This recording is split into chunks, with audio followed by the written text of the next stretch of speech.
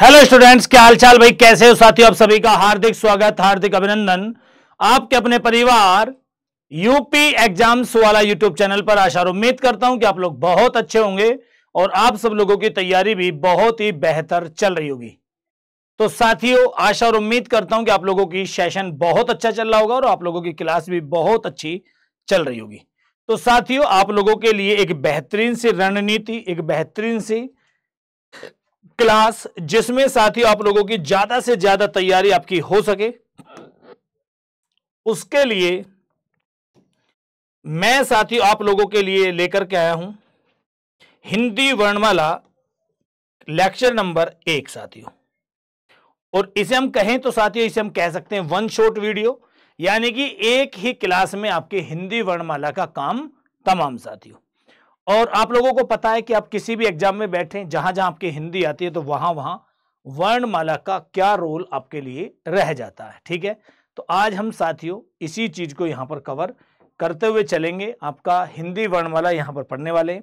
तो एक बार भाई जितने भी साथी यहां पर आ चुके हैं उन सभी को मेरी तरफ से नमस्कार जी, राम राम जी, राधे राधे, जय श्री राम, वंदे मातरम, जय हिंद, सलाम, सत श्री अकाल, आदाब, good morning, good afternoon, good evening बेटा। ठीक है, तो चलिए साथियों फिर बिना देरी किए हुए तो आज हम बात करेंगे हिंदी वर्णमाला की।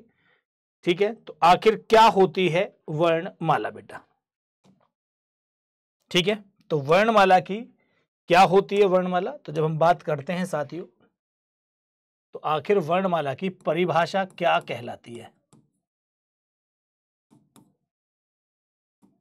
परिभाषा क्या कहलाती है साथियों, तो परिभाषा कहलाती है साथियों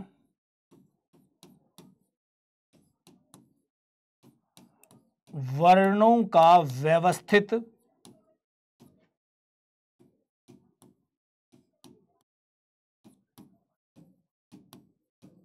एवं क्रमबद्ध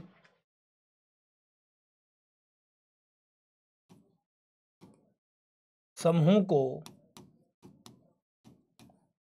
वर्णमाला कहते हैं।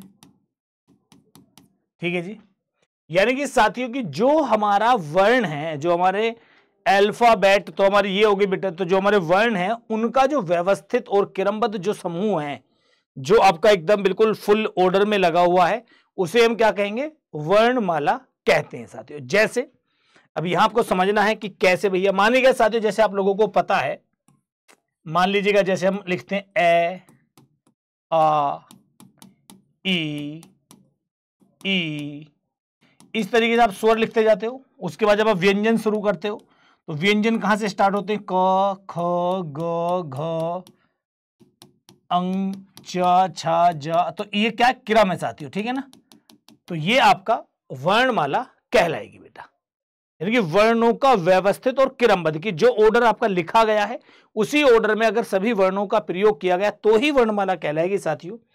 अब समस्या आती है, यदि साथियों नोट करके एक बात लिखेंगे,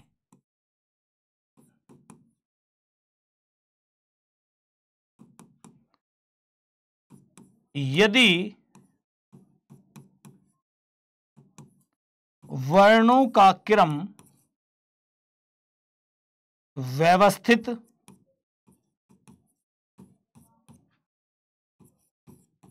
एवं क्रमबद्ध नहीं है,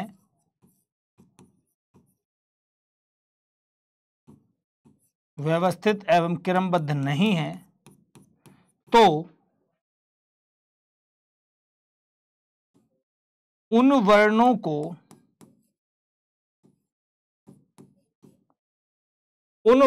को वर्ण समूह कहते हैं।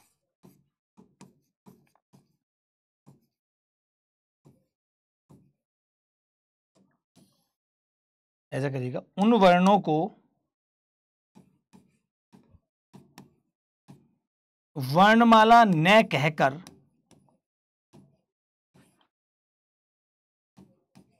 वर्ण समूह कहा जाता है।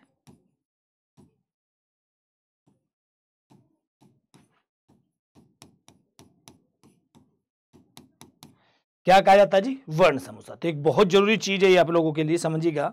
तो यहां पर ये बात कही गई है साथियों की अगर वर्णों का क्रम व्यवस्थित वेल अरेंज्ड ऑर्डर में नहीं है, क्रम में नहीं है, संगठित नहीं है, तो फिर वो आप उसे वर्णमाला नहीं कहोगे, उसे आप क्या कहोगे? वर्ण समूह कहेंगे। कैसे बेटा?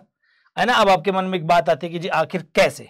तो साथियों ऐसे जैसे भी आपने यहां देखा कि ए आ ई उ क ख ग घ घ ऐसे लिखा, अगर यहां पर आपने लिख दिया जी आ, इस आ के बाद लिख दिया ई, इस आ के बाद लिख दिया का, इसके बाद लिख दिया उ, इसके बाद लिख दिया आपने ग, इसके बाद लिख दिया आपने चा, इस तरीके से, मतलब जहां आपका कोई व्यवस्थित क्रम नहीं है तो इनको साथियों आपका वर्ण समूह कहलाएंगे बेटा। ठीक है, वर्ण समूह।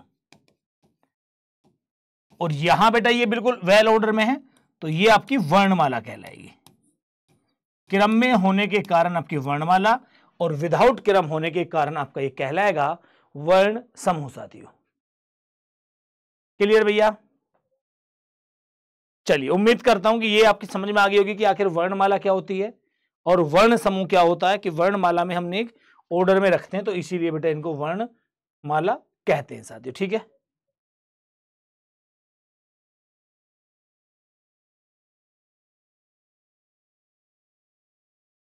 चलिए तो अब साथियों हम बात करते हैं कि आखिर वर्ण होते कितने टाइप के हैं बेटा।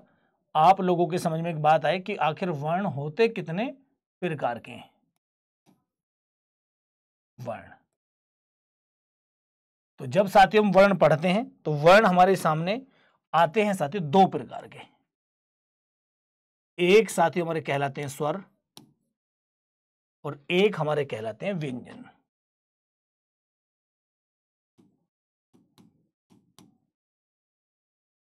तो वर्ण हमारे क्या कहलाते हैं? स्वर। और भैया एक हमारे कहलाते हैं साथियों व्यंजन। तो वर्ण हमारे कितने प्रकार के होते हैं? दो प्रकार के। ठीक है जी। तो अब इनमें साथियों स्वर क्या है और इनमें आपका व्यंजन क्या है, पढ़ते हैं। तो ऐसे समस्त वर्ण, ऐसे समस्त वर्ण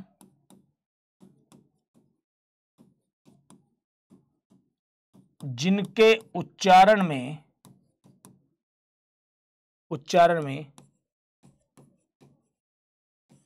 किसी अन्य वर्ण की सहायता, किसी अन्य वर्ण की सहायता की आवश्यकता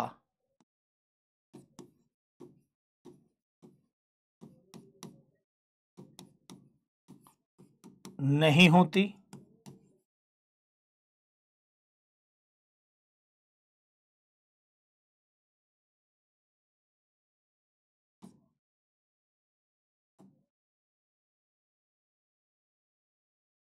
उन वर्णों को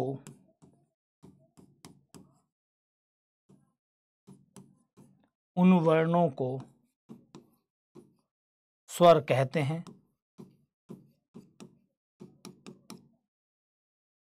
उन वर्णों को क्या कहते हैं जी? हम स्वर कहते हैं साथियों।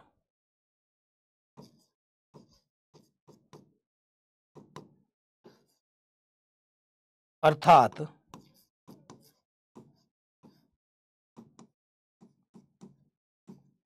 स्वर स्वतंत्र होते हैं। ठीक है जी, कितने होते हैं? स्वतंत्र बेटा।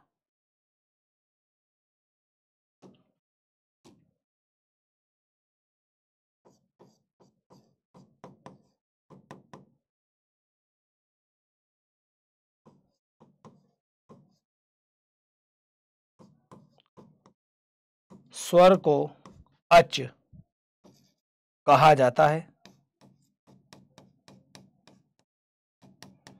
संस्कृत भाषा में साथियों स्वरों को हम क्या कहते हैं? अच बोलते हैं। अच का मतलब होता है स्वतंत्र, यानी कि जिसका उच्चारण बिल्कुल फ्रीली हो, जिसके उच्चारण में किसी अन्य वर्ण की सहायता ना लेनी पड़े, जो बिल्कुल आपके मुख से साथियों ऐसे ही बाहर निकले, तो उनको हम कहते हैं आपका अच या स्वर साथियों। ठीक है, चलिए हम बात करते हैं साथियों यहां पर अब आपके व्यंजन के। आखिर व्यंजन क्या होते हैं बेटा?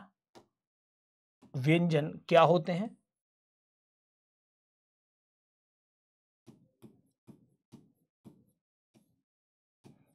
ऐसे समस्त वर्ण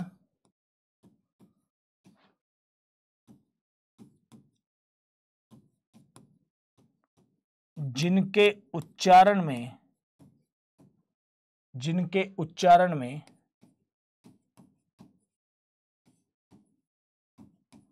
किसी अन्य वर्ण की आवश्यकता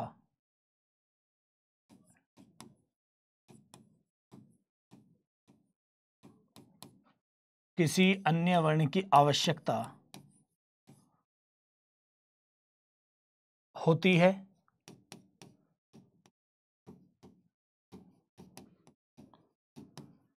उन्हें व्यंजन कहते हैं। तो उन्हें हम क्या कहते हैं जी? आपका व्यंजन कहते हैं। अर्थात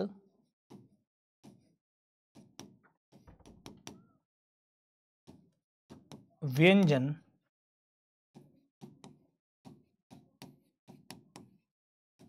स्वरों की सहायता से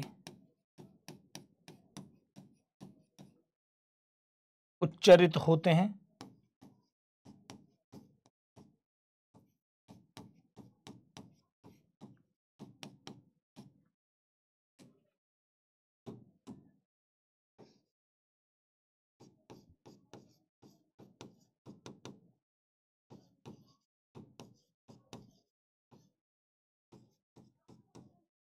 व्यंजन परतंत्र होते हैं। परतंत्र का मतलब होता है बेटा किसी अन्य के अधीन। यानी कि जब आप व्यंजन बोलोगे साथियों तो व्यंजन आपके स्वतंत्रली फ्रीली नहीं बोले जाएंगे, किसी अन्य की सहायता से ही बोले जा सकते हैं बेटा।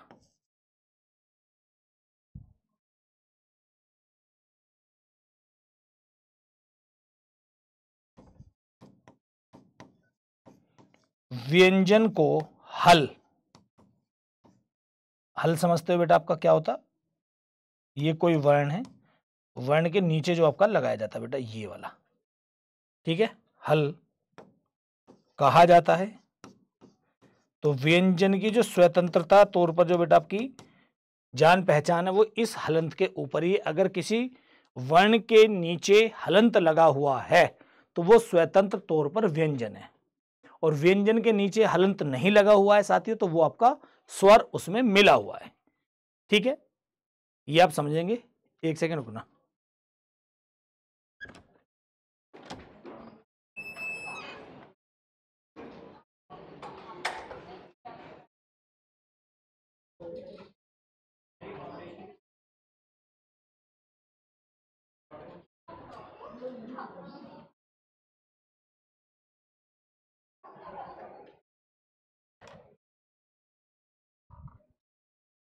क्लियर साथियों? तो ये बात आपकी समझ में आ गई होगी। मतलब कैसे बेटा, जैसे जैसे समझना साथियों, अभी यहां पर मैं आपको समझा रहा हूं कि ऐसा क्यों है।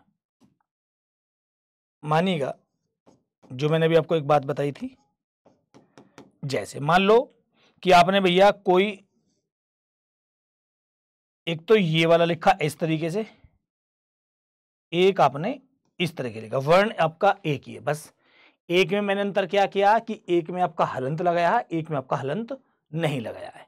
तो साथियों ये जो हलंत वाला जो वर्ण मैंने यहां लिखा क, इसका मतलब ये है कि इसमें कोई स्वर आपका अभी तक नहीं मिला हुआ। ये हलंत ही पहचान है व्यंजन की। अगर किसी भी वर्ण के नीचे हलंत प्रयुक्त हुआ तो इसका मतलब उसमें कोई स्वर आपका लगा हुआ नहीं है। और हलंत अगर प्रयोग में नहीं लिया गया तो यानी कि इस वाले क में ये अपने आप में अब पूरा वर्ण है, इसमें स्वर प्लस व्यंजन दोनों का मिश्रण है। या मैं कह दूं साथियों कि इसमें आपका ये वाला क और ये वाला आ आपका लगा हुआ है, और यहां ये प्योर व्यंजन है। ये क वर्ण है, इसमें कोई स्वर आपका लगा हुआ नहीं है साथियों। तो ये केवल मैंने आपको समझाने के लिए बताया है कि जिन वर्णों के नीचे हलंत लगे हुए होते हैं वो प्योरली व्यंजन कहलाते हैं, कि उसमें किसी स्वर की जरूरत नहीं पड़ती है। और जिस में आपका हलंत लगा हुआ नहीं होता है उस वर्ण को बेटा आपका वो स्वर प्लस व्यंजन दोनों का मिश्रित है, यानी कि वो पूर्ण वर्ण आपका बन चुका है बेटा। तो उम्मीद करता हूं कि अब ये आपको स्वर और व्यंजन की कहानी आपकी समझ में जरूर आपकी आ गई होगी। आ गई जी?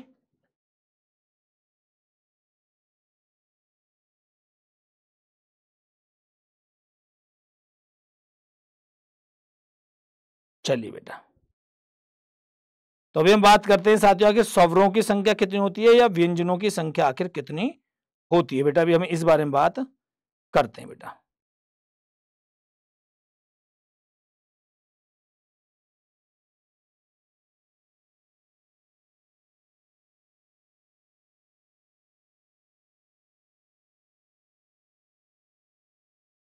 चलिए, तो अब हम बात करते हैं साथियों, सबसे पहले आखिर स्वर और व्यंजन की गिनती कितनी है। पहले हम बात करते हैं वर्णमाला के दो प्रमुख अंग जो हमने पढ़े हैं, तो उसमें से हम सबसे पहले पढ़ेंगे साथियों स्वरों के बारे में।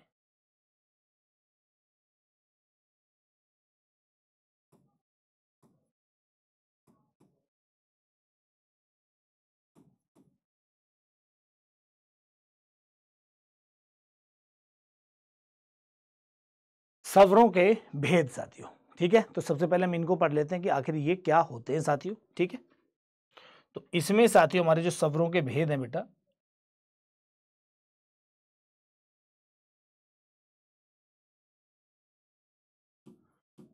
एक हमारा कहलाता है जी ह्रस्व स्वर,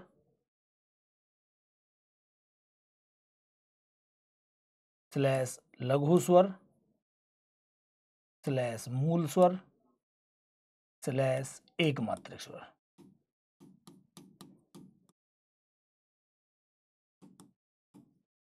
ठीक है जी।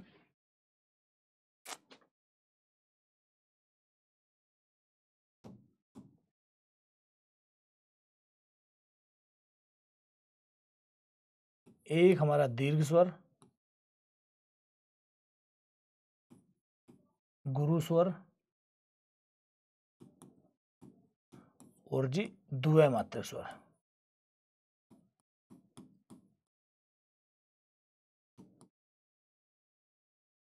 और एक लाडले हमारा होता है आपका प्लुत स्वर, प्लुत या त्रैमात्रिक।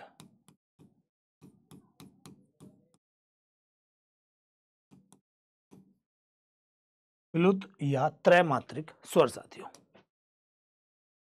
ठीक है। चलिए, अभी हम बात करते हैं साथियों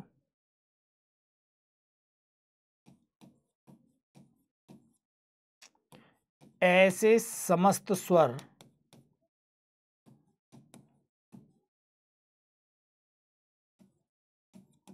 जिनके उच्चारण में, ऐसे समस्त स्वर, ये एक काम करो, इन्हें कलर चेंज करते हैं इनका।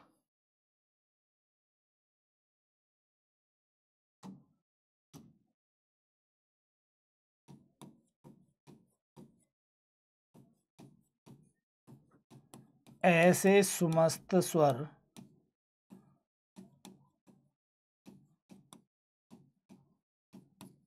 जिनके उच्चारण में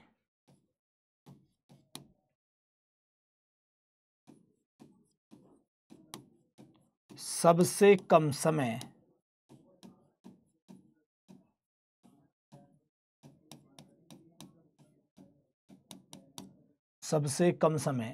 लगता है,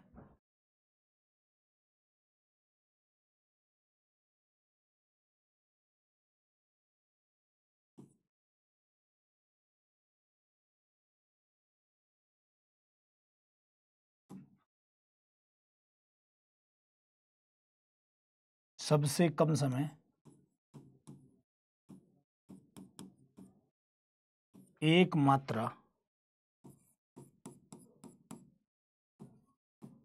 लगता है,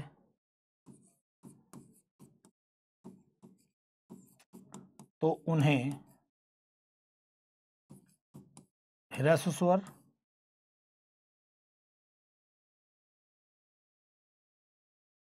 कहा जाता है।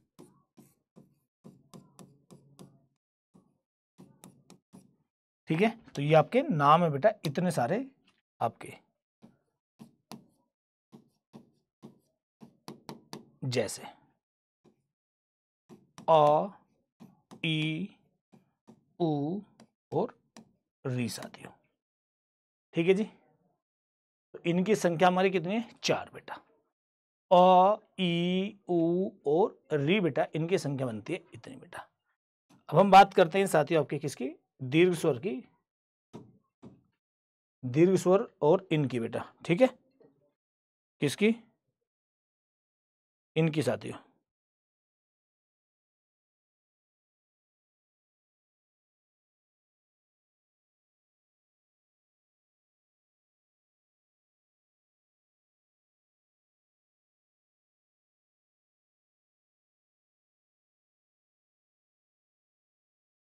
ठीक है जी, तो अब देखते हैं हम इसके बारे में पढ़ते हैं साथियों, क्या है जी।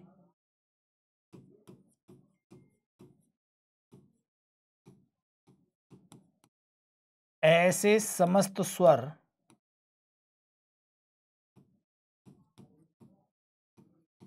जिनके उच्चारण में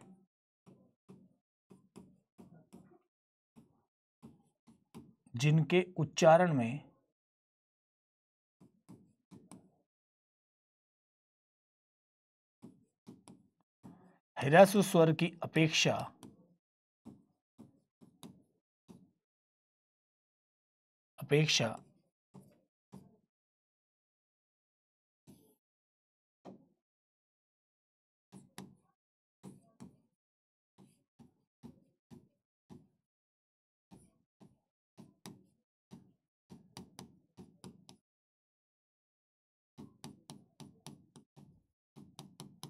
लगता है, तो उन्हें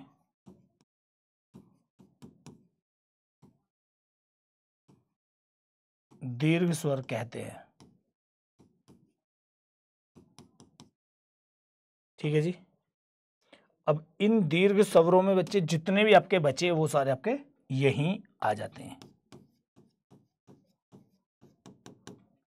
जैसे अ,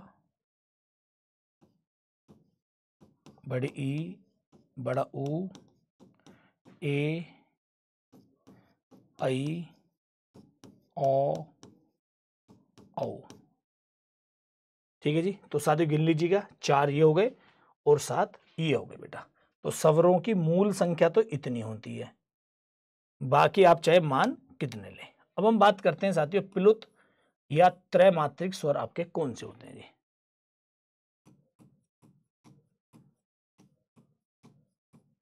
ऐसे समस्त स्वर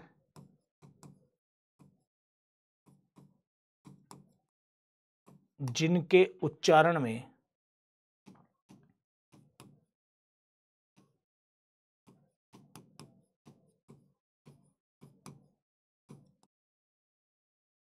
सर्वाधिक 3 मात्रा का समय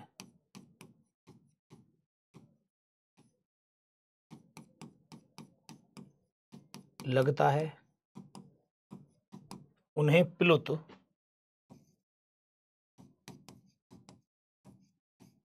कहते हैं। उन्हें क्या कहते हैं जी? प्लुत स्वर कहते हैं साथियों।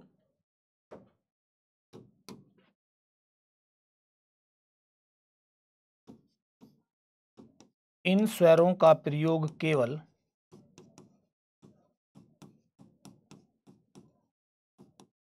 किसी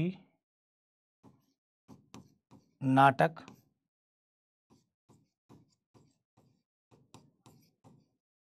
संबोधन,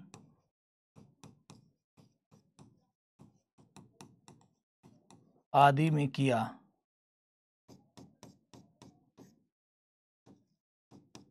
जाता है।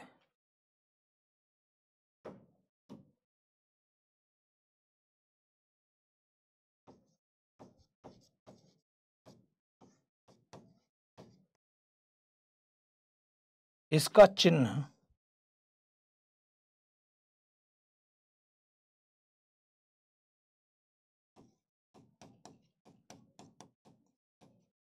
दोनों में से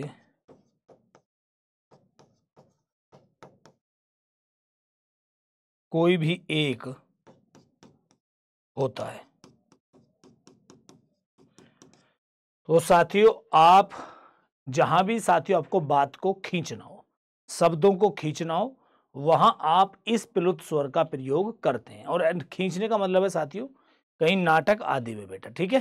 तो वहां पर इनका प्रयोग किया जाता है और उसे हम कहते हैं जी प्लुत स्वर बेटा। ठीक है बेटा।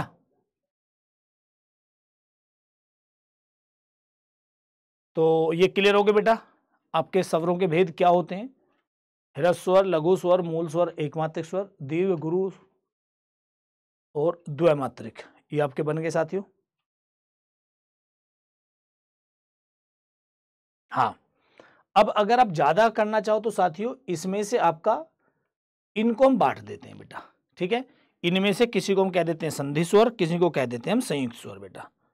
ठीक है,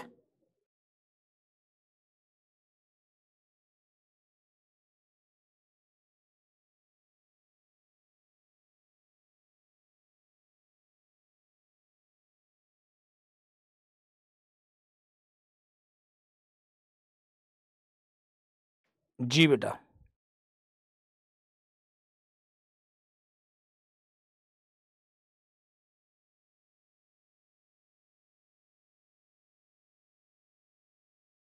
चलो भैया,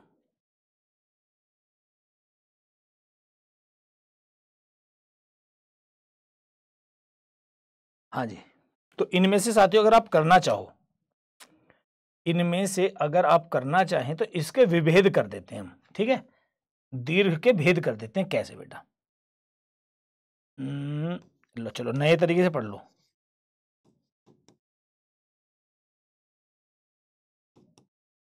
तो दीर्घ स्वर के भेद भी साथियों आपके दो माने जाते हैं बेटा। एक आपका है जी संधि, संधि स्वर,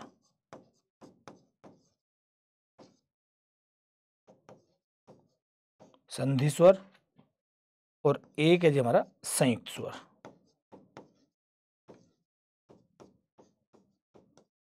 ठीक है जी, चलो। तो अब साथियों यहां पर हम बात करें संधि स्वर की, तो हमारा संधि स्वर आपका क्या होता है बेटा? तो इन वाले स्वरों के मेल से, इन तीनों के मेल से जो जो स्वर आपके बनेंगे वो आपके संधि स्वर है। जैसे मैं बात करूं साथियों आपके संधि स्वर की, आ, इन तीन में बड़ी ई और बड़ा ऊ, ये आपके संधि स्वर क्यों है? क्योंकि साथियों आपको पता होगा इस आ का निर्माण जो होता है वो अ प्लस आ से होता है। तो सिंपल ये मूल स्वर मिला है। मैं बात करूं साथियों बड़ी ई की, तो बड़ी ई का जो मिश्रण होता है वो छोटी ई प्लस छोटी ई से होता है, और ऊ का निर्माण साथियों ऊ प्लस ऊ से होता है बेटा। ठीक है, ऊ प्लस ऊ से होता है बेटा।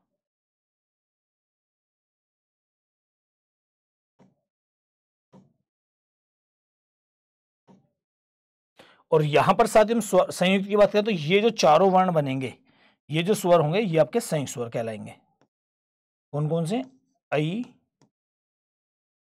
ई, ओ और भैया औ, ये चारों हमारे संयुक्त स्वर कहलाते हैं, क्योंकि इनके निर्माण में आपका चारों का मिश्रण हो जाएगा। ये भी हो जाएंगे, ये भी हो जाएंगे इनके निर्माण में। तो ये दीर्घ स्वर के भेद भी आपके इस तरीके से बन जाते हैं साथियों। ठीक है भाई, चलिए अब हम बात करते हैं साथियों आपके व्यंजनों की। व्यंजन,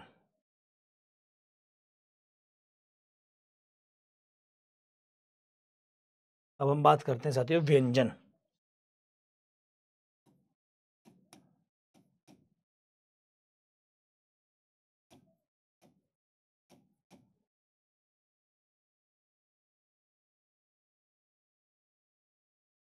व्यंजन कितने प्रकार के आखिर होते हैं साथियों?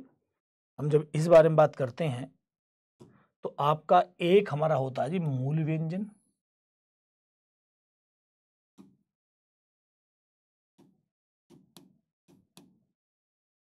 मूल व्यंजन।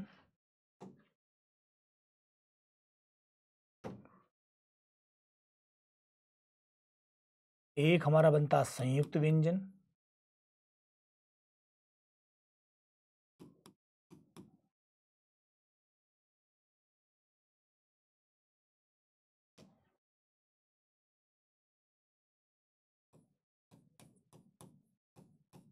द्विगुण व्यंजन, साथ के साथ साथियों हमारा अयोगोह व्यंजन।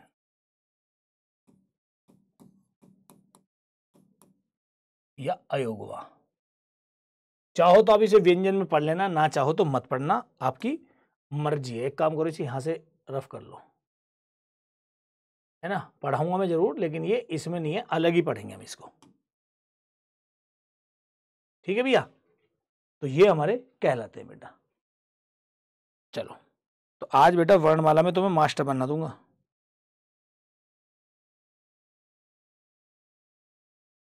आज आप मास्टर बनने वाले हो सारे।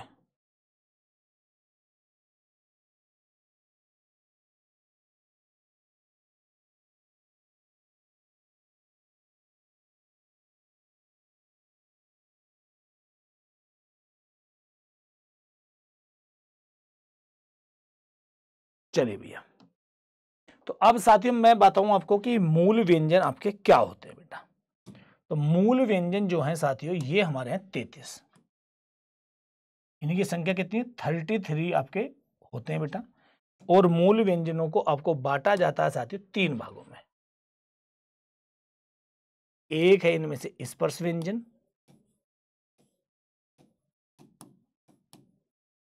स्पर्श व्यंजन। एक हमारा अंतःस्थ व्यंजन,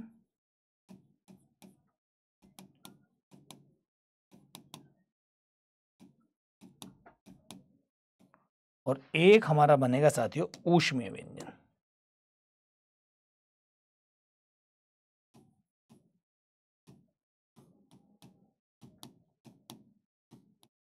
तो ऊष्मीय व्यंजन इनकी संख्या 4, अंतःस्थ व्यंजन इनकी संख्या 4।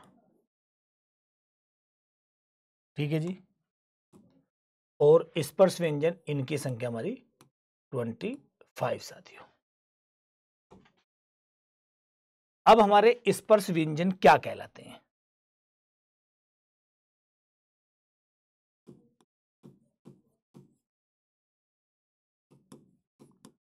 ऐसे व्यंजन जो हमारे मुखांग से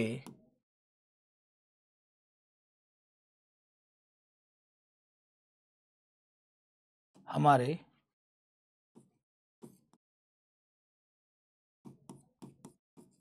किसी न किसी मुखांग से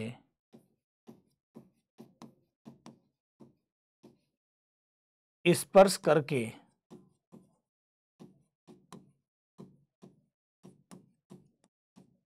उच्चरित होते हैं,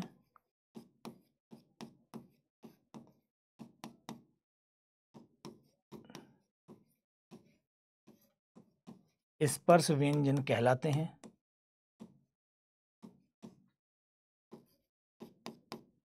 ठीक है जी, क्या कहते हैं? हमारे स्पर्श व्यंजन। अभी इसे ऐसे छोड़ देते हैं बेटा, या इन्हीं को कर लो, चलो ठीक है। स्पर्श व्यंजन, तो इसमें साथियों हमारे जो मुखांग है वो 5 होते हैं। तो सबसे पहले जो हमारा मुखांग है वो है हमारा कंठ है। तो कंठे से उच्चरित होता हमारा कवर्ग। और इस क वर्ग में आपके आते हैं 5, कौन कौन से? क, ख, ग, घ और अंग साथियों। ठीक है। फिर हमारा दूसरा मुखांग आता है जी तालव्य। तालव्य से उच्चरित होता है साथियों हमारा च वर्ग। और च वर्ग में आपके च, छ, ज, झ और अय। फिर साथियों हमारा होता है मूर्धन्य। मूर्धन्य में हमारा आता है जी ट वर्ग। इसमें हमारा ट, ठ, ड, ढ और अण।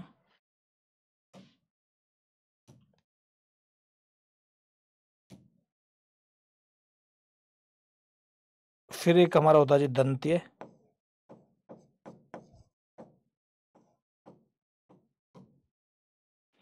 दंत्य में साथ ही हमारा तय वर्ग आता है। और इसमें हमारे त, थ, द, ध और न। और एक हमारा होता है जी ओष्ठ्य। कौन सा? ओष्ठ्य। और ओष्ठ्य में हमारा होता है जी प वर्ग। प, फ, ब, भ और म। ठीक है साथियों, तो ये देखिएगा आप, ये होते हैं जो हमारे 25 वर्ण, जिनमें आपका का से लेकर के मां तक आपकी गिनती जाती है। कहां से लेकर के बेटा? तो ये क से लेकर के मां तक हमारी गिनती इसमें जा रही है साथियों। ठीक है बेटा, का से लेकर के मां तक की हमारी गिनती इसमें जाती है बेटा।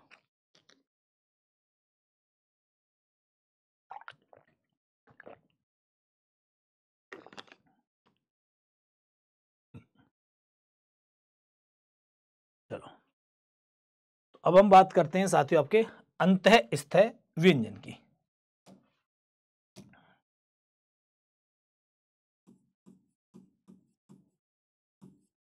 ऐसे व्यंजन जो हमारे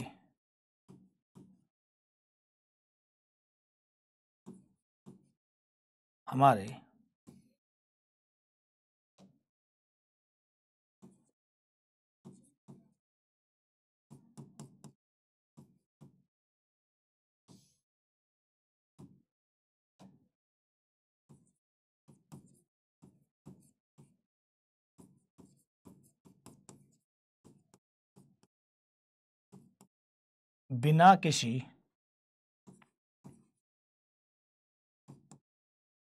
व्यवधान के निश्रित होते हैं,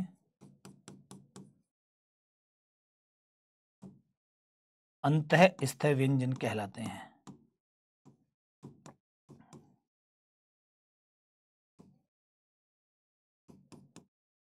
ठीक है जी, और इनकी संख्या कितनी होती है बेटा? 4।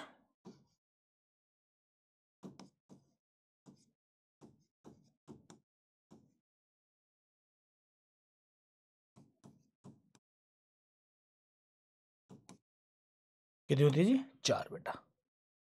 तो 4 में आपके कौन कौन से होते हैं बेटा?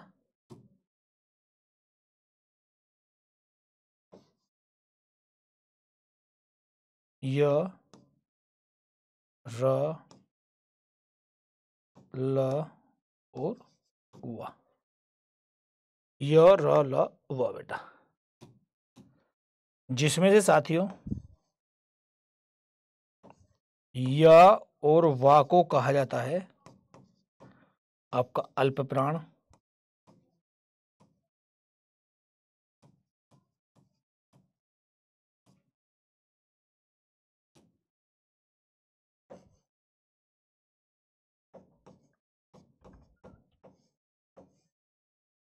र को प्रकंपित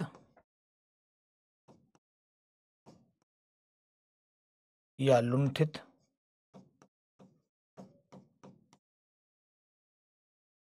कहते हैं। और भैया ला को हम कहते हैं साथियों आपका पार्श्विक।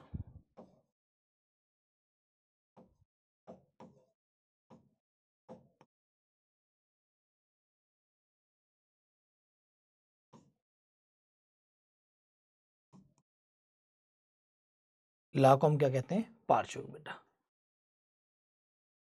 तो य, र, ल, व, इन चारों को हम कहते हैं साथियों आपका अंतःस्थ व्यंजन, क्योंकि इनका उच्चारण बेटा हमारे फेफड़ों से जब वायु निकलती है तो हमारे शरीर के किसी मुखांग से नहीं टकराती है, डायरेक्ट ऐसे ही निश्रित होती है, बिल्कुल फ्रीली बेटा।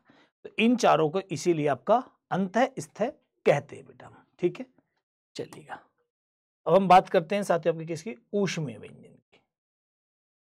तो हम बात किसकी करते हैं जी? ऊष्मीय व्यंजन की। तो ऊष्मीय व्यंजन क्या होते हैं बेटा?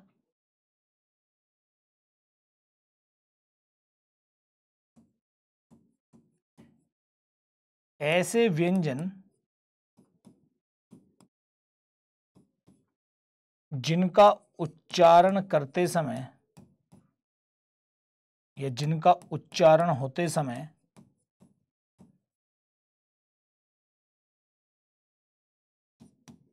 वायु एवं मुखांग के मध्य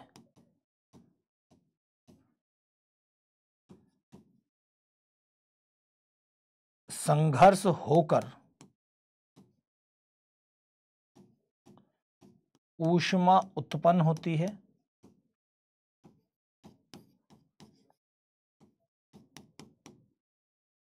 इसीलिए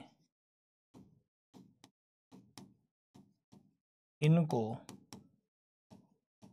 ऊष्मीय एवं संघर्षी व्यंजन कहते हैं। ठीक है जी, ऊष्मीय एवं संघर्षी व्यंजन कहते हैं बेटा। तो इसके उदाहरण कौन कौन से हैं? श, श, स और हा साथियों। तो इसमें आपके ये होते हैं बेटा। तो ये हैं साथियों हमारे मूल व्यंजन 2544।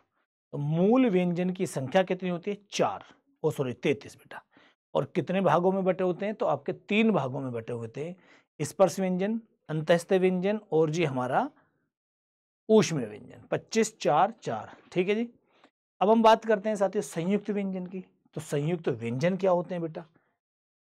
संयुक्त व्यंजन क्या है?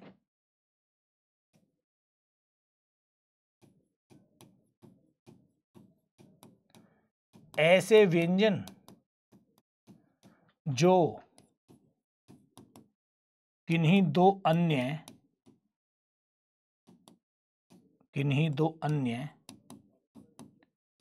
व्यंजन से मिलकर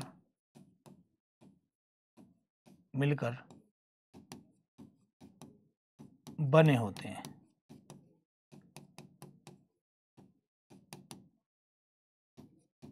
उन्हें संयुक्त व्यंजन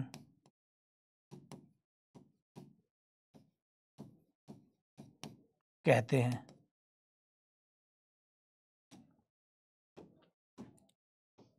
इसमें साथियों जैसे 6 है, तो इस 6 का निर्माण क प्लस श से हुआ है।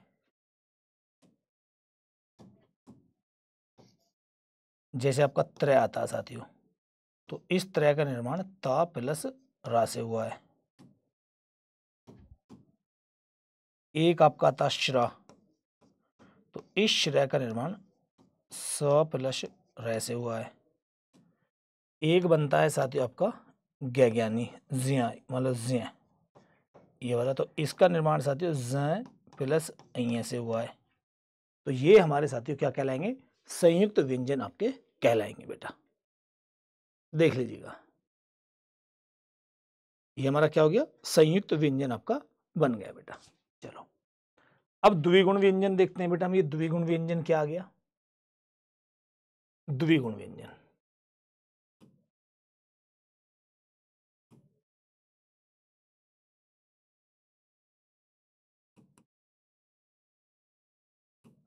हिंदी वर्णमाला में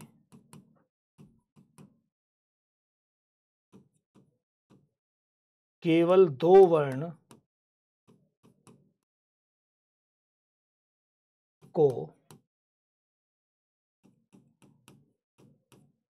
द्विगुण कहा जाता है। ठीक है जी।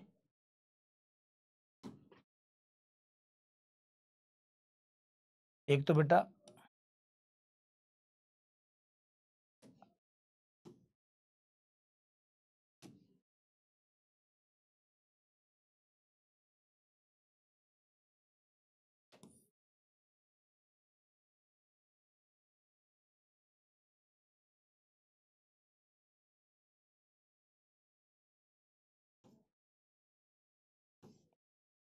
आप देखते होगे साथियों कि वर्णमाला में ये वाला डा भी प्रयोग होता है और ये वाला भी प्रयोग होता है।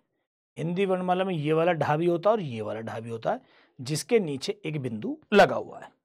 मतलब वर्ण एक ही है, लेकिन इनका हम दोनों प्रकार से प्रयोग कर रहे हैं बेटा, ठीक है। तो अब यहां पर समझने वाली बात यह है साथियों कि जो विदाउट बिंदु वाला है ये हमारा हिंदी भाषा का है, हिंदी भाषा का, और जिसके नीचे बिंदु यानी कि नुक्ता लगा हुआ है साथियों ये हमारा फारसी भाषा का है, फारसी भाषा का। इसके नीचे क्या लगा हुआ? नुक्ता बेटा। ये जो बिंदु सा आपको दिख रहा है ना लगा हुआ, इसको हम बोलते हैं नुक्ता। नुक्ता या इसम की पहचान साथियों ये है कि ये हमारी हिंदी वर्णमाला का ना होकर के हमारी भाषा में फारसी भाषा से आया है, या हमारी हिंदी भाषा में ग्रहण किया गया। कहां से? फारसी भाषा से। तो इसको अलग कर दिया गया साथियों इसी नुक्ते के साथ है बेटा, ठीक है। तो ये पहचान रख लेंगे। तो जहां पर डा के नीचे कोई बिंदु यानी कि नुक्ता लगा हुआ नहीं है, वो हमारी हिंदी वर्णमाला का मूल वाला शब्द था ये वाला बेटा, जबकि यहां दिख रहा है, ठीक है। और जिसके नीचे नुक्ता लगा हुआ तो वो हमारी हिंदी वर्णमाला में प्रयोग कर रहे हैं, लेकिन वो वर्ण कहां से आया? फारसी भाषा से, यानी कि विदेशज वर्ण आप कह सकते हो। तो हमारा वो मूल शब्द नहीं है। यही बेटा इस ढा के साथ है कि जो ये वाला ढा है ये हमारा हिंदी भाषा का मूल शब्द है, टा वर्ग वाला, और बाबू ये जो है आपका ये फारसी भाषा का शब्द है, यानी कि इसमें भी नुक्ता लगा हुआ है। तो ये पहचान है आपकी इसकी बेटा। क्लियर भाई? तो देख लीजिएगा बेटा।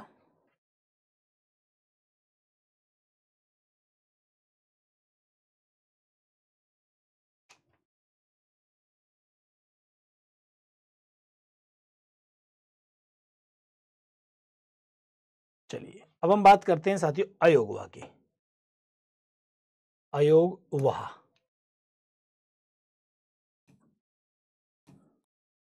कुछ ऐसे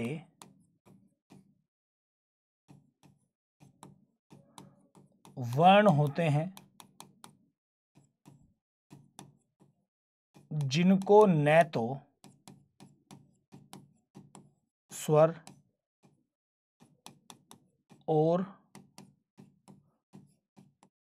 न ही व्यंजन में शामिल किया जाता है,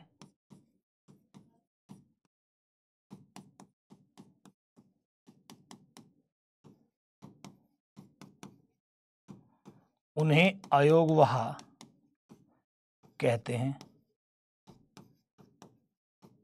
क्या कहते हैं जी? अयोगवाह।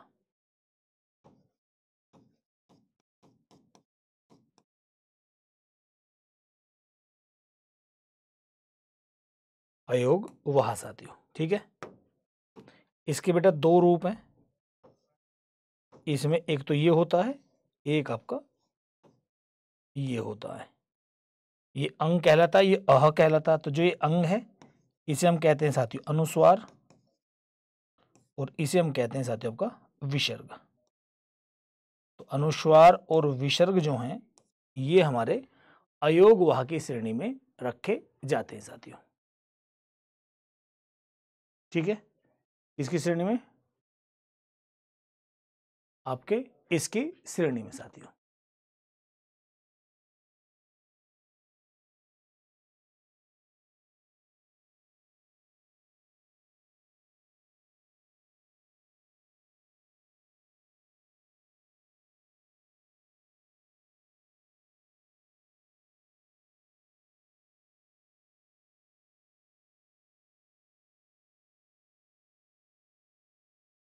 ठीक है भाई।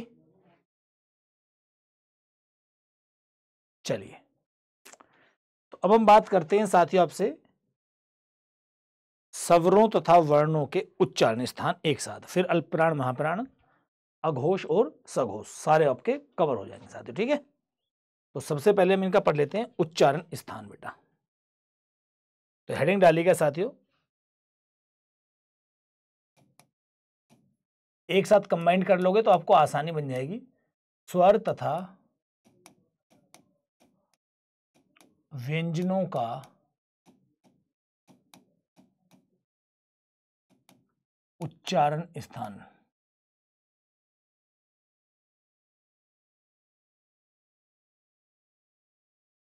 स्वर तथा व्यंजनों का उच्चारण स्थान साथियों। ठीक है भाई, 1 सेकंड रुकना बेटा, 1 सेकंड रुको, मैं जरा वॉशरूम होकर आता हूँ बेटा।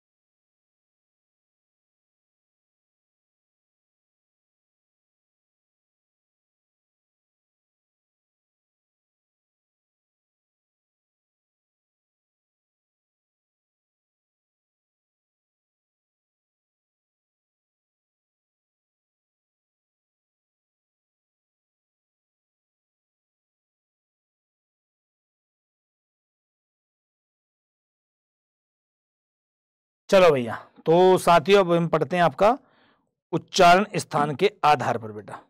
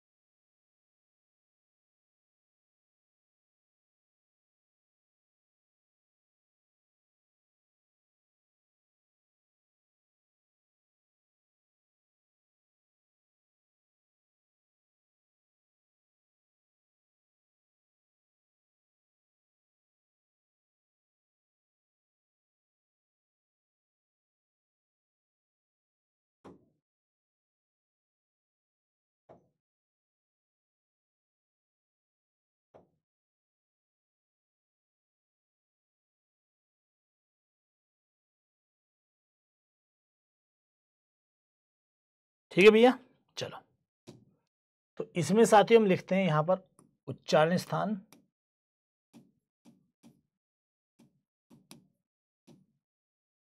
यहां पर लिखते हैं हम स्वर,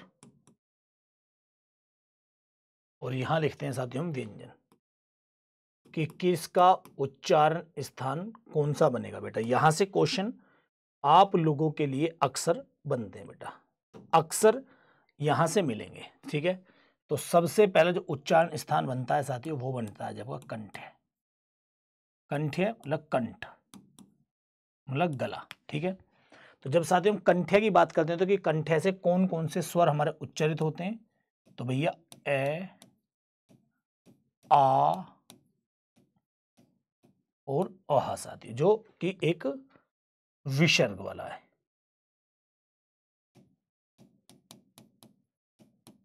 पढ़ लेना लेकिन इसे यहीं पर। ठीक है, स्वरों में पढ़ लेते हैं इसे हम, जहां इसकी जरूरत पड़ती है वहां इसको हम पढ़ लेते हैं। और जब साथियों हम कंठ व्यंजन की बात करते हैं तो व्यंजन में आपका कौन कौन सा वर्ग आता है, क वर्ग पूरा का पूरा आपका इससे उच्चारित होता है। और इसमें कौन कौन से क, ख, ग, घ, अंग, और भैया एक होता हमारा ह। ठीक है, क्योंकि जब अह यहां ले रहे हो तो यहां भी आपका आएगा ह। ठीक है, चलो इसके बाद देखते हैं साथी हम, कंठ हो गया, फिर है हमारा तालव्य,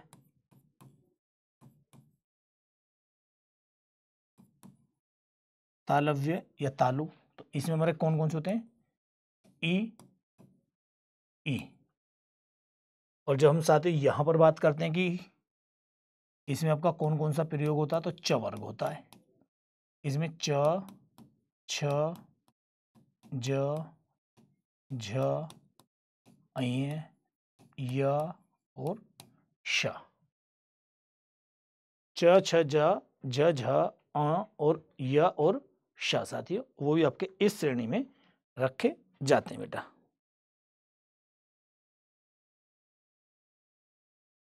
ठीक है भैया।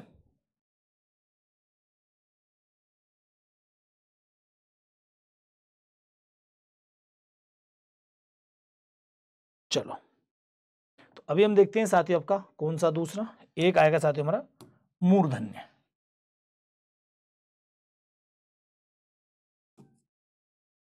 मूर्धन्य जिसे साथियों हम कह देते हैं मूर्धा।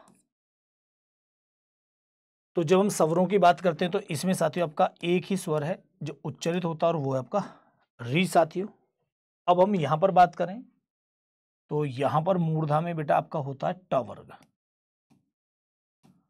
और इसमें आपका कौन हो जाता है? ट, ठ, ड, ढ और अणा साथियों। अब इतना ध्यान आप रख लेंगे बेटा कि यहां पर साथियों जो डा और ढा के जो दोनों रूप आपने देखे थे वो भी आपके यहीं से उच्चारित आपके होते हैं साथियों। ठीक है ना, ये ध्यान रख लेंगे बेटा। जो डा और ढा के जो दोनों रूप थे ना, वो नुक्ते वाले, वो भी यहीं से उच्चारित होते हैं बेटा। और की हम बात करें तो बेटा रा हो जाएगा और शा हो जाएगा।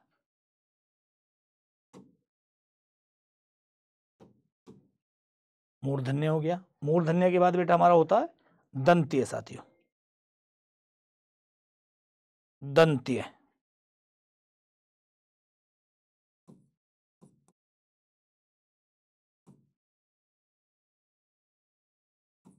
दंत्य मतलब दंत, दांत से उच्चारित होने वाले वर्ण बेटा। तो भैया दंत से हमारा कोई भी स्वर उच्चारित नहीं होता, लिख लो यहां।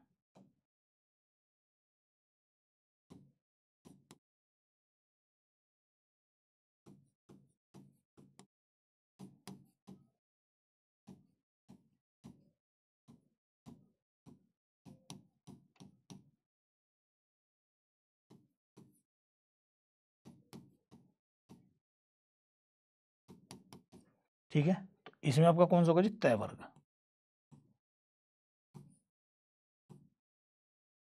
ता, था, दा, धा, न, ला और शा।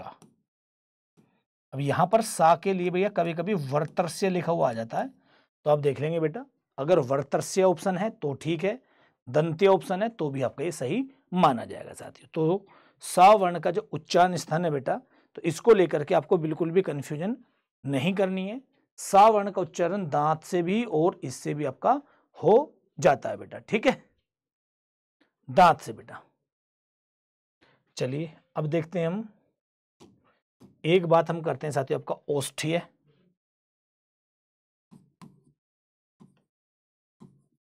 ओष्ठ्य यानी कि ओष्ठ।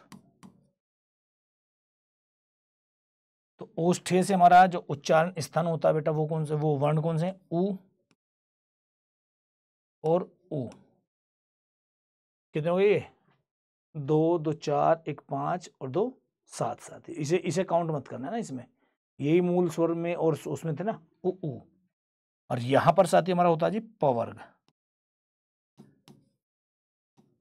प, फ, ब, भ और मा साथियों।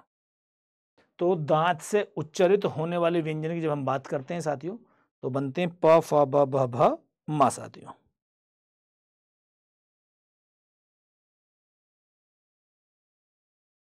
ठीक है बेटा, चलो तो ये हो गए बेटा। अब यहां पर बेटा मैं आप लोगों को एक बात बताऊं,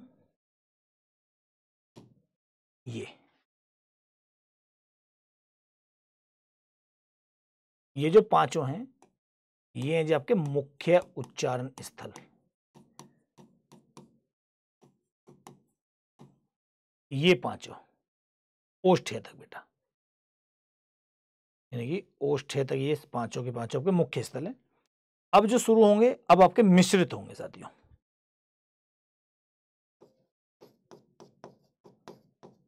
मिश्रित उच्चारण स्थल अब जो होंगे, जिनमें साथियों आपका सबसे पहला नंबर आएगा किसका भैया, आपका कंठोष्ठीय।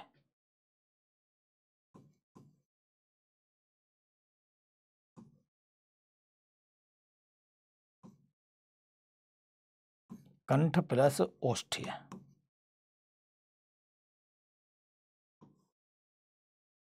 ठीक है जी, अभी एक और लिखूंगा मैं।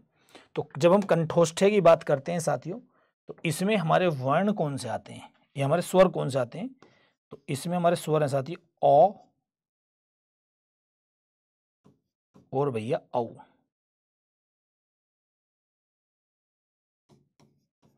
अब आपको पता हो या नहीं पता हो बेटा मैं बता दूं, औ का जो निर्माण होता है ये अ प्लस उ से हुआ है। ठीक है, और आ किससे बोला जाता है बेटा, ऊपर देखो गौर से, कंठ से, और उ किससे बोला जा रहा है बेटा हमारा, ओष्ठ से। तो इसलिए इन दोनों को कहा गया है आपका कंठोष्ठीय। ठीक है, यही हालत बेटा औ की भी है, कोई औ भी है, कोई बाहर से नहीं आया है भाई। औ का निर्माण ऐसा आप ऐसे कर दो या ऊ से कर दो, बड़ा ऊ से कर दो, या औ से कर दो या ओ से कर दो, बात एक ही आएगी। तो ये आपका बेटा कंठ हो जाएगा, ये आपका ओष्ठ हो जाएगा। तो इस तरीके से ये आपका कंठोष्ठीय आपका कहलाएगा। और कंठोष्ठीय से उच्चारित होने वाला वर्ण में साथियों केवल एक है, और वो है हमारा व। अब आप इनको गिनो, ये गारंटेड बेटा 33 बैठ गए होंगे। अगर किसी को शक हो इस बात पर तो आप इन्हें गिन सकते हो, ये 33 बैठ गए होंगे बेटा। और ये 33 बैठ गए तो सारे सारे हमारे मूल व्यंजन, इसका मतलब सटीक बैठ गए, इसका मतलब सही बैठ गए बेटा, कोई दिक्कत वाली बात नहीं है यहाँ पर। ठीक है, और एक होता है साथियों हमारा कंठ तालव्य। एक हमारा क्या होता है जी, कंठ तालव्य साथियों।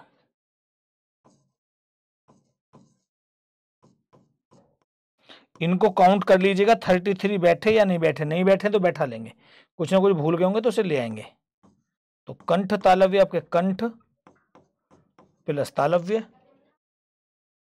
कंठ प्लस तालव्य साथियों। और इसमें आपके कौन कौन से आएंगे, तो इसमें भैया आई आएगा और बाबू आई आएगा, ये वाले। तो अब यहां पर इसका जो निर्माण हुआ वो अ प्लस ई से हुआ है। अब आ साथियों आपका कंठ से बोला जाता है, ई आपका तालव्य से बोला जाता है, तो कंठ तालव्य, सॉरी।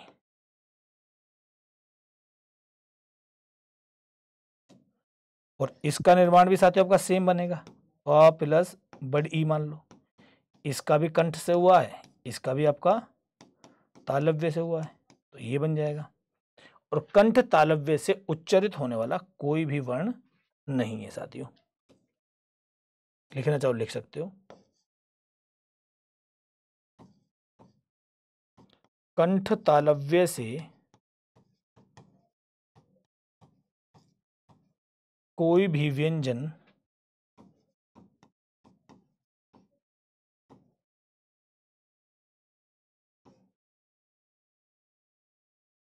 उच्चारित नहीं होता है साथियों। ठीक है, तो ये गिने बेटा, ये बैठ रहे हैं 33 या नहीं बैठ रहे भाई, अगर काउंट किया 33 बैठ रहे हैं या नहीं बैठ रहे, देखे करके, 5 और 1 6, 6 और 8 14, 14 और 7 ना, ये गलत हो गए भाई, यहाँ तो 7 ही बैठेंगे ना फिर, 6 और 7 13 और 7 20, 20 और 7 27 और 5 32 और 1 33 साथियों बैठे, 33 गिन लो।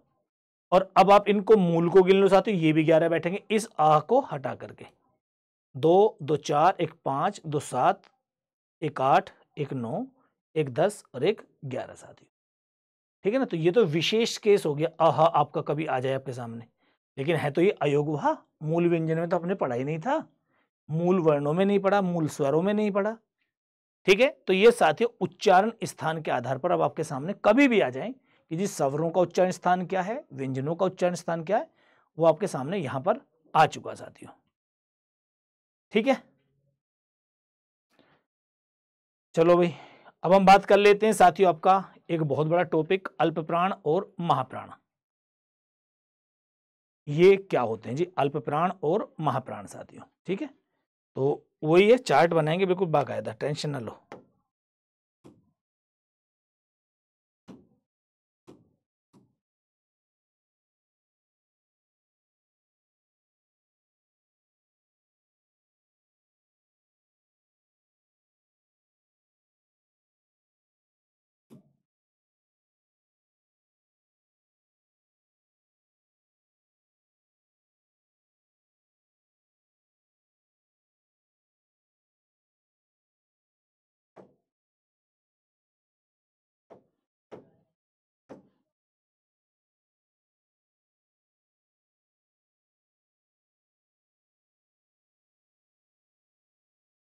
ठीक है जी, चलो तो अब पढ़ते हैं साथियों हम अल्प प्राण और महाप्राण।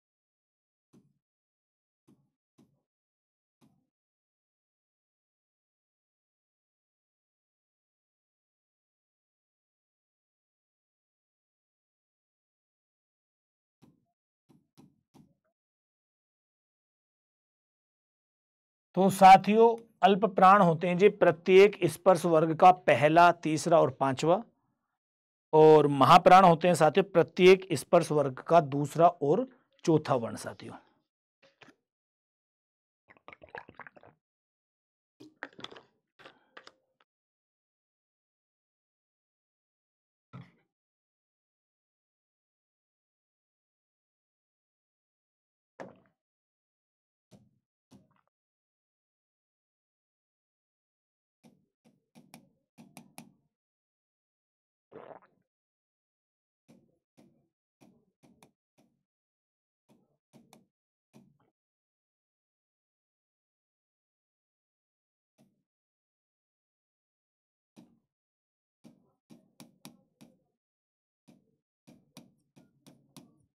तो साथियों जितने भी स्वर हैं वो आपके सारे के सारे आपके अल्प प्राण होते हैं बेटा, समस्त के समस्त स्वर बेटा। ठीक है, तो यहीं पर लिख लो बेटा, फिर अगर लिखना भी है स्वर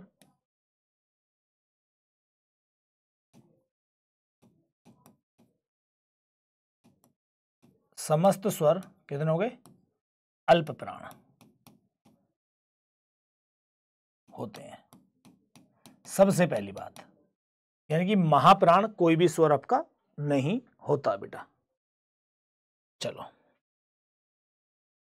तो अब हम बात करें साथियों वर्णों में या वर्ग में। तो सबसे पहले क वर्ग का ले लो बेटा। क वर्ग में आपके 5 होते थे ना, याद होकर आपको। तो उसमें साथियों पहला, तीसरा, पांचवा कौन कौन सा बनेगा, क, ग और भैया अंग साथियों। और महावर्ग में, महाप्राण में कौन कौन से बच जाएंगे आपके, ख और घ साथियों, ख और घ। इस तरीके से कर लेंगे बेटा। अब आएगा आपका च वर्ग। तो इसमें कौन कौन से होंगे, च, छ, ज और भैया च, छ, ज, ज, अइया ये। और यहां कौन कौन से मिल जाएंगे, छ प्लस झ।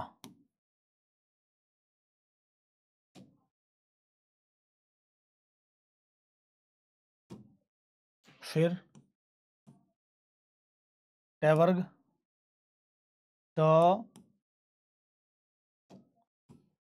ड और भैया अणा।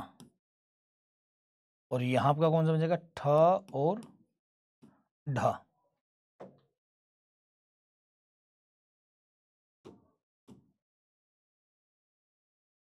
फिर आपका एक बनेगा जी तय वर्ग, तो ता में बेटा ता, द और न। और यहां कौन से बचेंगे? था और ध। फिर एक हमारा बचेगा जी आपका पवर्ग,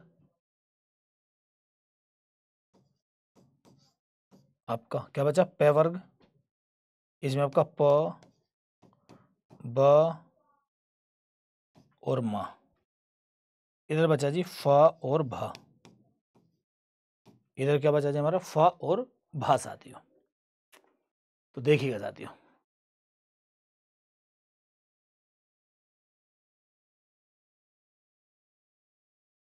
तो ये हमारा पूरा अल्प प्राण और महाप्राण। अब अगर साथियों आप इनकी संख्या गिनना चाहो, कभी कभी वो पेपर में क्या करता है, वो संख्या पूछ लेता है बेटा कि अल्प प्राणों की संख्या कितनी है और महाप्राणों की संख्या कितनी है, कभी कभी। तो गिनो भैया, 3, 6, 9, 12, 15 और 11, 26 साथियों। 15 और 11, 26 क्यों बैठेंगे भाई? 26 ही बैठेंगे। तो फिर महाप्राण कितने बैठ रहे हैं? 10। 26 और 10, 36। फिर ये गड़बड़ी हो जाएगी। अच्छा, अभी तो वो रह गए हमारे ऊष्मीय और संयुक्त व्यंजनों में, वो तो रह गए। तो वर्गों की बात कर रहे हैं, वर्गों के अलावा की रह गई बेटा अभी तो।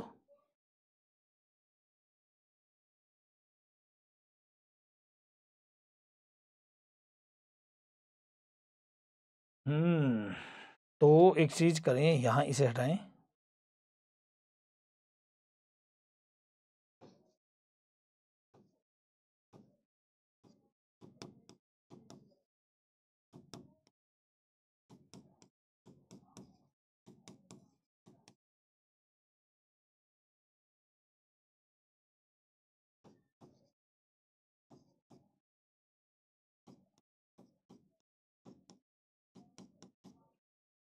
अल्प प्राण साथियों अब सही बैठे, ये 30 बैठ जाएंगे और इधर ये आपके 14 बैठ जाएंगे। तो जब भी तो जाकर के 44 होंगे ये। जी भैया, ठीक है ना। मैं ये कह रहा कि कहाँ गड़बड़ी हो गई, 44 बैठने चाहिए ये।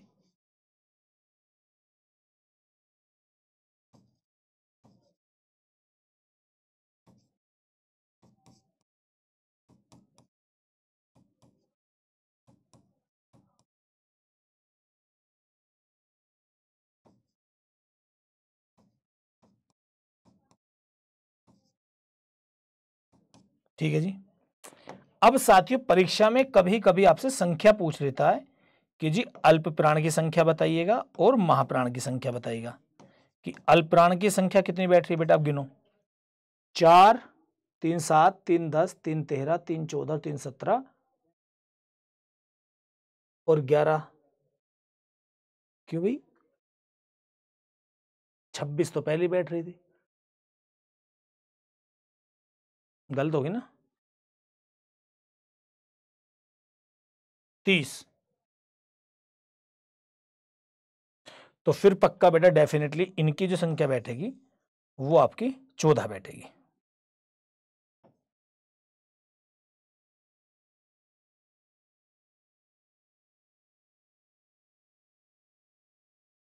गिन लो चाहे।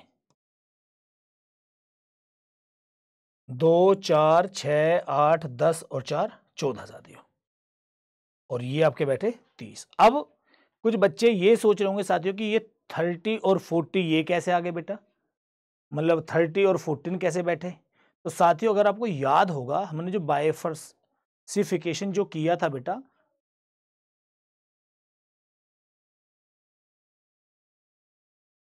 इतनी देर की रिकॉर्डिंग हो गई।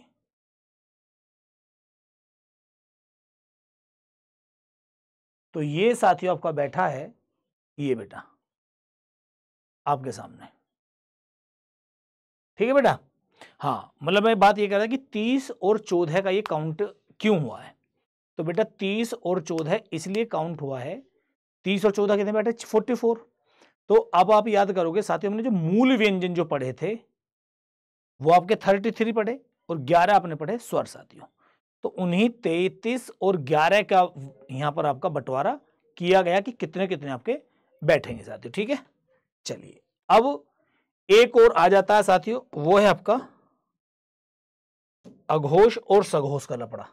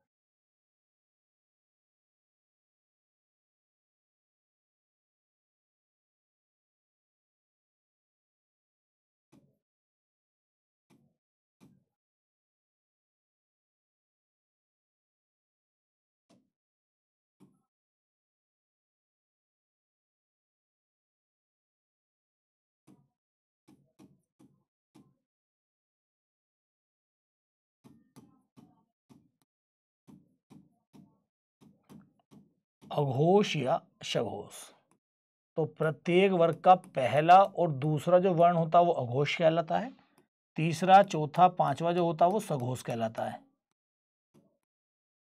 ठीक है जी। तो पहला और दूसरा आपका क्या कहलाता है, ये बेटा। तो यहां पर साथियों एक बात करके लिख लीजिएगा पहले,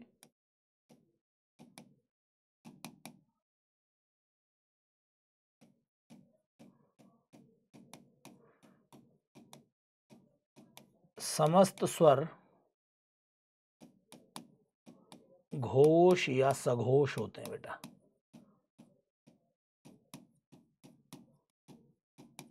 ठीक है। तो यहां वर्ण में साथियों सबसे पहले आपने स्वर ही लिख लीजिएगा, स्वर, तो कोई अघोष नहीं होता। यहां लिख लीजिएगा कि समस्त 11 स्वर सघोष होते हैं,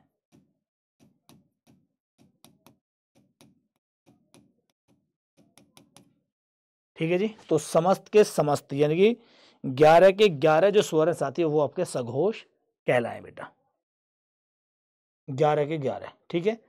अब हम इनके उच्चारण स्थान में चल देते हैं बेटा कि कौन कौन से आपके बनेंगे। तो सबसे पहले आपका कवर्ग, क वर्ग में साथियों 5 थे, क ख ग घ घ। तो इसमें अघोष कौन से बन जाएंगे, शुरू के दो, का और खा साथियों, और जो बचेंगे आपके वो आपके यहां आ जाएंगे, ग घ और अंग साथियों।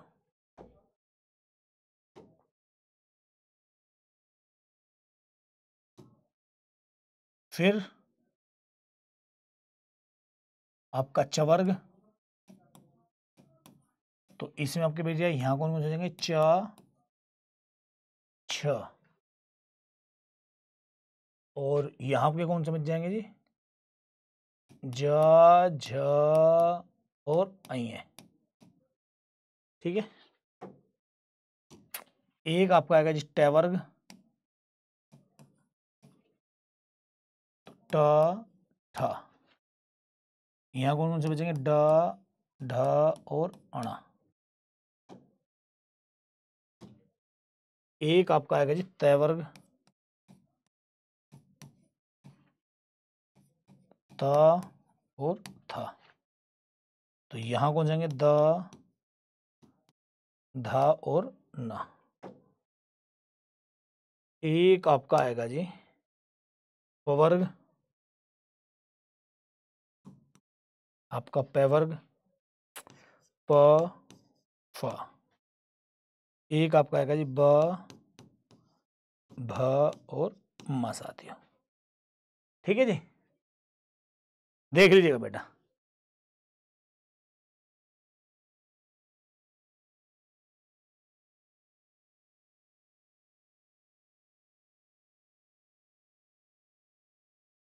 चलो भैया, तो साथियों यहां पर लिखेंगे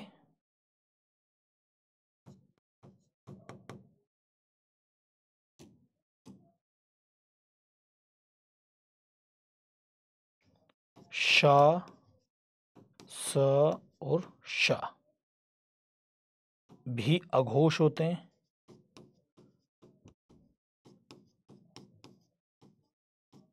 ठीक है जी।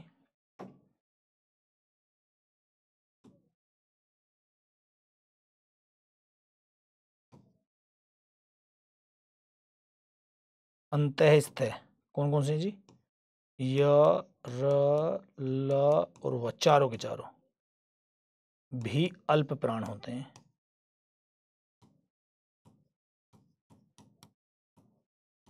इसके साथ साथ साथियों एक वर्ण और ऐड होता है बस यहां पर, और वो है आपका ह, भी अल्प प्राण होता है।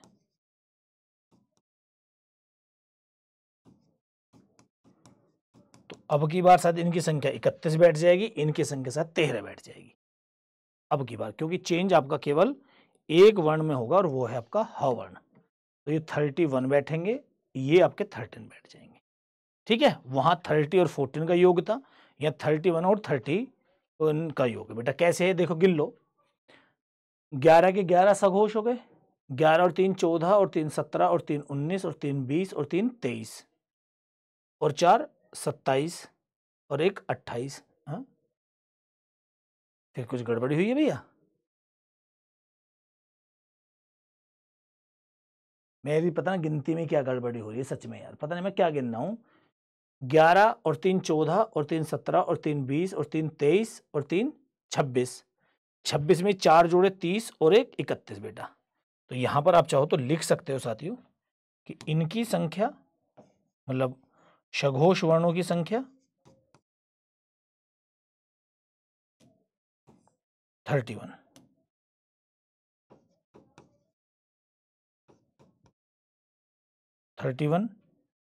और इनकी संख्या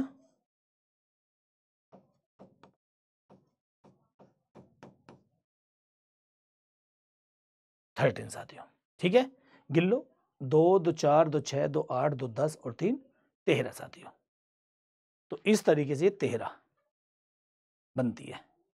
तो चलिए भाई साथियों, ये था आज का आपका वर्णमाला का टॉपिक।